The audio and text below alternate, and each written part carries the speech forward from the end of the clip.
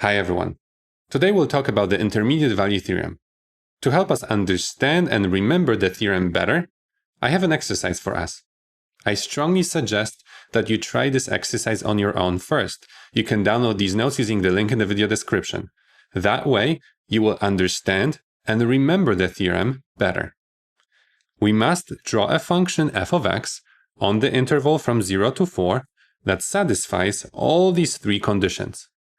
First, the value of the function at 0 must be 0, and the value of the function at 4 must be 3. So I add the points with coordinates 0, 0 and 4, 3 to the graph of my function. Then the function must be defined for all the numbers in the interval from 0 to 4, and the graph cannot cross the line y equal to 2. There are various ways in which you can do it. You can do it in the following way. This graph is defined for all the x's between 0 and 4 and doesn't cross the line because that dot is open. You could have done it in the following way. This function is also defined for all the x's between 0 and 4 and doesn't cross the line y equal to 2. You could have done it in the following way. Again, all the conditions are satisfied. I have a similar exercise for you to try. This time, the only difference is that the function must be continuous. I suggest you stop the video and give yourself a minute or two to try it on your own. I know that the function must have the coordinate 0, 0, a point with coordinate 0, 0 on it, and a point with coordinates 4, 3. Then the function must be continuous and not cross the line y equal to 2. If I try to draw it, I believe that at some point I will have to cross the line y equal to 2. You could have tried the following. However, this is not a function. For one input, you have two outputs. This function does not pass the vertical line test. So in fact, this is not a function. So I'm worried that no matter how you try to draw this function, if the function is continuous, you will eventually cross the line y equal to 2. In other words, there will be a point on the x-axis, somewhere between 1 and 4, whose value will equal where the function has the value of 2. This is exactly the statement of the Intermediate Value Theorem. To understand this theorem, while reading it, I will be drawing the corresponding picture. We are given a continuous function on the closed interval from a to b. Let me add that closed interval on the x-axis. I have a, I have b, and I know I have a function on that closed interval from a to b.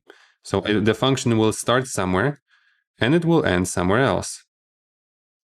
I know that the y-coordinate of the first point is f of a. The y-coordinate of the second point is f of b.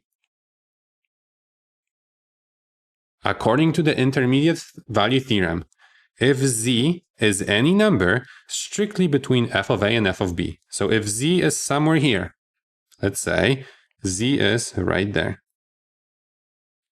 then there exists at least one number c in the interval from a to b. There must be some number in here such that the value of c equals to z. Let's see if that is the case. If I draw a horizontal line z, that horizontal line will intersect the graph of the function somewhere. That corresponds to some value between a and b. Let's call that value by c. Note that at that c, the value of the function is z. This theorem is often used to show that certain functions have 0 places or have roots. This is exactly what the next problem is asking us to do. We are given a polynomial, and we are supposed to show that it has at least one root on the interval from 0 to 1. In other words, we have to show that this function crosses the x-axis. There is a place where the value of the function equals to 0. If you would like to try this exercise on your own first, this is a good time to stop the video. To help us understand what we are doing, I'm going to start with a picture. I add the y-axis and I add the x-axis. I am interested in the interval between 0 and 1. So I have an interval from 0 to 1. Now the function f of x is a continuous function. It is a polynomial. So intermediate value theorem applies. If I can only show that there is a place in the interval from 0 to 1 where the function is below the x-axis and a place where the function is above the x-axis, by the intermediate value theorem, the function will have to cross the x-axis.